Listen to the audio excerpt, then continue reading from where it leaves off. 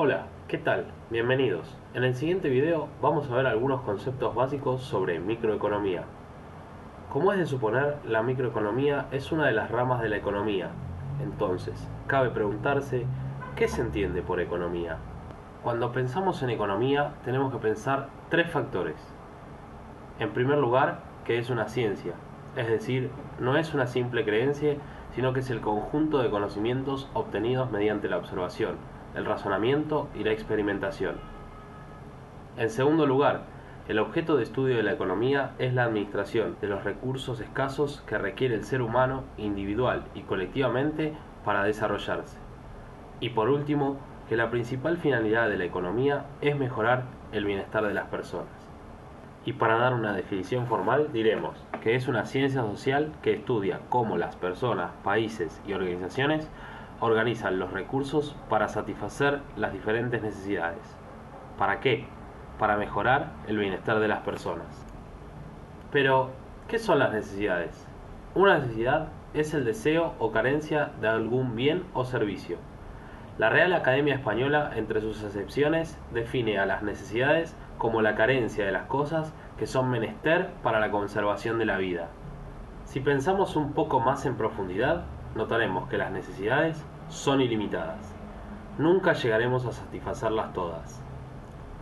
Lo que sí podemos hacer es clasificarlas para poder comprenderlas mejor. Las podemos clasificar en primarias y secundarias o psicológicas. Así, las primarias serán aquellas indispensables para la subsistencia, como por ejemplo comer o beber agua. Si pudiésemos prescindir de ellas, son necesidades del tipo secundarias, como por ejemplo comer langosta o tomar alguna bebida en particular. También podríamos clasificarlas en individuales y colectivas, donde las individuales serán las que se refieran estrictamente a las apetencias del individuo, como pueden ser vestirse o descansar, y las colectivas las que afectan a un grupo en particular, por ejemplo la salud o la educación. O podríamos pensar en clasificarlas como complementarias y sucedáneas. Entonces diremos que por ejemplo son necesidades complementarias el tener una taza de azúcar si queremos beber café o tener combustible si queremos movernos en auto. Y sucedáneas aquellas que pueden ser satisfechas por varios recursos, por ejemplo comer carne, ya sea de cerdo o de vaca, o tomar una infusión caliente, ya sea café o té. La satisfacción de las necesidades tanto materiales como inmateriales nos obliga a tener que realizar actividades productivas. A partir de la realización de estas es que obtenemos los bienes y servicios necesarios. Por eso diremos que los bienes son todo aquello que satisface una necesidad. Alimento para comer, un celular para comunicarse, libros para aprender, una casa donde vivir, ropa que vestir, etc.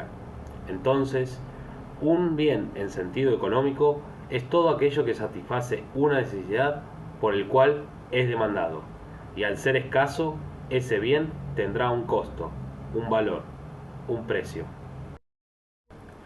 ¿Qué tipos de bienes podemos encontrar? De acuerdo a su carácter, serán libres aquellos que sean ilimitados o en cantidad abundante, y no son propiedad de nadie, como pueden ser la luz solar o el aire. Es importante destacar que la economía no se ocupa de estos, y serán económicos aquellos que son escasos en relación a los deseos que hay sobre ellos. Dentro de este grupo podemos encontrar al petróleo o la tierra. De acuerdo a su naturaleza, serán bienes de capital aquellos que no atienden directamente a las necesidades.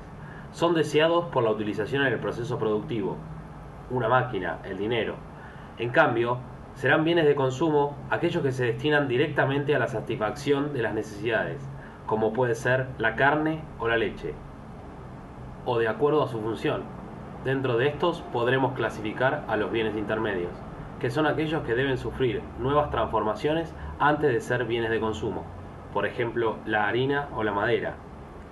Y también a los bienes finales, ya están listos para la satisfacción de la necesidad, como el pan o un mueble.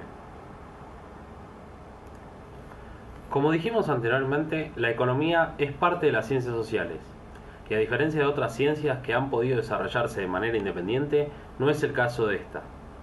Necesitamos de muchas ciencias, como por ejemplo de la geografía, para conocer la ubicación de los recursos, de la estadística para analizar los datos, de la sociología para comprender a los diferentes grupos sociales, de la historia para aprender de los hechos económicos del pasado, de la política para comprender la dirección del Estado, de la psicología para comprender las conductas de las personas, de la matemática para modelizar y calcular los hechos económicos, y el derecho para regular la actividad económica mediante ciertas normas jurídicas.